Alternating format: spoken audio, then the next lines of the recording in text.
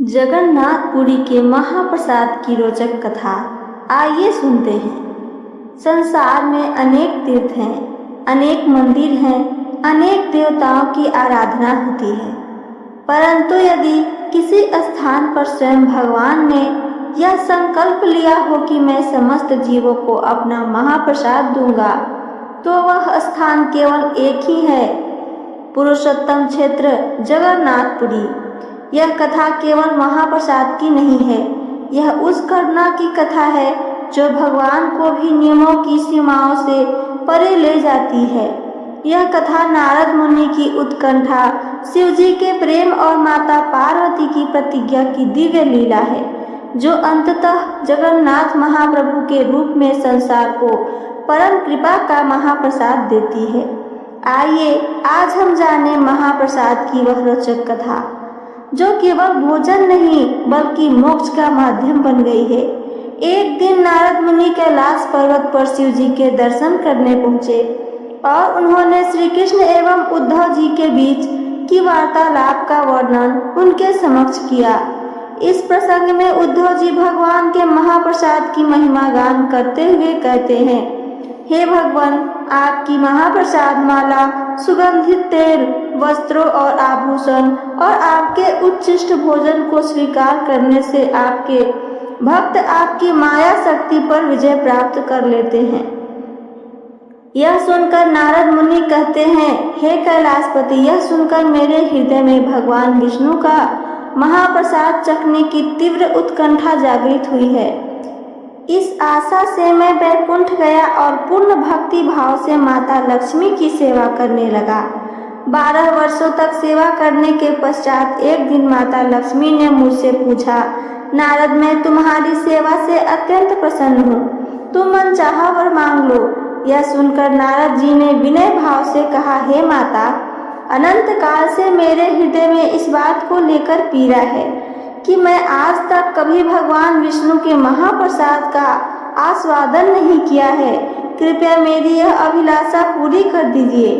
यह सुनकर माता लक्ष्मी दुविधा में पड़ गई और कहने लगी, परंतु नारद जी, मेरे स्वामी ने मुझे कठोर निर्देश दिए हैं कि उनका महाप्रसाद किसी को भी ना दिया जाए। मैं उनकी आज्ञा का उल्लंघन कैसे कर सकती हूँ? पर तुम्हारे लिए मैं अवश्य कुछ व्यवस्था करूँगी। कुछ समय पश्चात माता लक्ष्मी ने भगवान विष्णु से अपने हृदय की बात कही और बताया कि किस तरह उन्होंने भूलवश नारद मुनि को भगवान का महाप्रसाद देने का वचन दे दिया है। यह सुनकर भगवान विष्णु ने कहा, हे प्रिय, तुमने बड़ी भारी भूल की है, परंतु अब क्या किया जा सकता है? तुम नारद मुनि को मेरी अनुपस्थिति में मेरा महाप्रसाद दे सकती हो।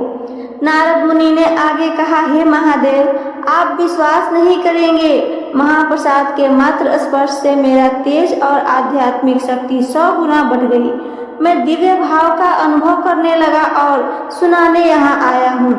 यह सुनकर कैलाशपति महादेव कहते हैं, हे नारद, निश्चित ही तुम्हारा तेज अलौकिक है, परंतु तुमने ऐसे दुर्लभ महाप्रसाद का एक कण भी मेरे लिए नहीं रखा। यह सुनकर नारद मुनि लज्जित हो जाते हैं, परंतु तभी उन्हें स्मरण हुआ कि उनके पास अभी भी थोड़ा महाप्रसाद बचा हुआ है। उन्होंने तुरंत उन्हें महादेव को दिया, जिसे उन्होंने अत्यंत सम्मान पूर्वक स्वीकार कर लिया।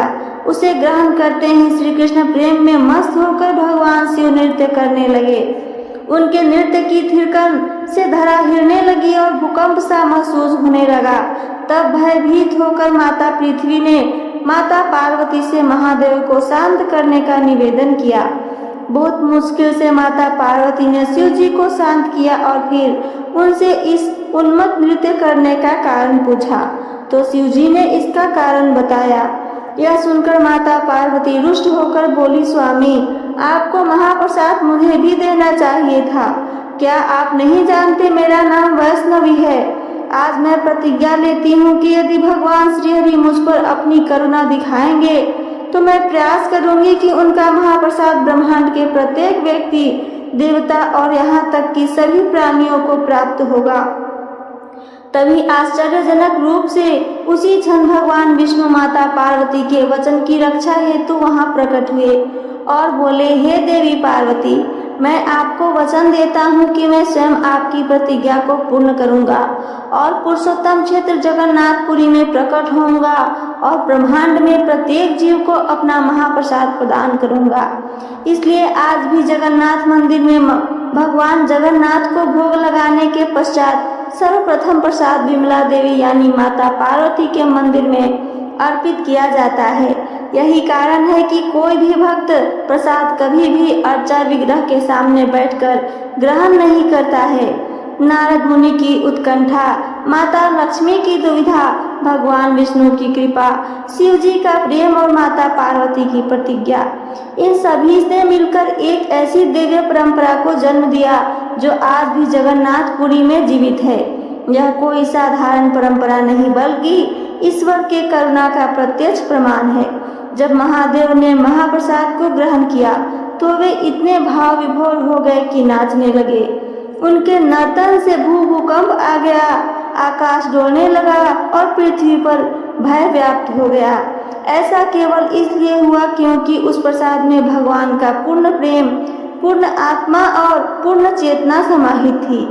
माता पार्वती ने जब यह देखा कि उन्हें उस प्रेम प्रसाद से वंचित रखा गया तो उन्होंने क्रोधित होकर नहीं बल्कि संकल्प लेकर प्रेम पूर्वक प्रतिज्ञा की कि यदि भगवान उन्हें अपना समझते हैं तो उनका महाप्रसाद केवल कुछ विशेष भक्तों तक सीमित न रहकर हर जीव, हर प्राणी, हर आत्मा तक पहुँचे। और तब भगवान विष्णु स्वयं प्रकट हुए और बोले, हे देवी, तुम्हारा संकल्प धर्ममय है। मैं स्वयं उस पुरुषोत्तम क्षेत्र में अवतरित होकर प्रत्येक जीव को अपना महाप्रसाद दूंगा। यह मेरा वचन है। इसी संकल्प की पूर्णता के रूप में भगवान ने जगन्नाथ रूप में पुरी में अवतार लिया। आज भी जब महाप्रभु को भोग अर्पित किया जाता है तो वह प्रसाद सर्वप्रथम माता विमला को अर्पित होता है। माता विमला वही माता पार्वती का रूप है जिन्होंने संसार के लिए यह अमूल्य वरदान मांगा था और फिर यह महाप्रसाद मंदिर के भीतर सबके लिए खुल जाता है। न वहाँ जाति का भेद है, न वर्ण का, न धन का, न अभिमान है, न ज्ञान, न घमंड। वहाँ केवल प्रेम है, भक्ति है और प्रसाद है। इसलिए कहा जाता है महाप्रसाद केवल भोजन नहीं, वह मोक्ष का द्वार है। जगन्नाथ का प्रसाद ईश्वर का साक्षात आशीर्वाद है और यही कारण है कि आज भी जगन्नाथ मंदिर में कोई भी भक्त भगवान के सामने बैठकर प्रसाद ग्रहण नहीं करता। वह सिर झुकाकर श्रद्धा से खड़ा होकर हाथ जोड़कर महाप्रसाद को स्वीकार करता है, क्योंकि वह भगवान का उच्छिष्ट नहीं, भगवान का अंग है। यह कथा केवल एक प्रसंग नहीं, यह एक सांस्कृतिक आधार, एक आध्यात्मिक चेतना और एक भक्ति मार्ग का उच्चास है, जिसे सुनकर, जानकर और स्वीकार कर हम सभी अपने भीतर भगवान जगन्नाथ की करुणा को अनुभव कर सकते हैं। तो ये थी मेरी आज की कथा। मेरी कथा आप सबको पसंद आई हो तो चैनल को सब्सक्राइब करके वीडियो को लाइक करना ना भूलें। साथ साथ अपना एक प्यारा सा कमेंट करके हमें ज़रूर बताइए। सुनने के लिए धन्यवाद। जय श्री जगन्नाथ।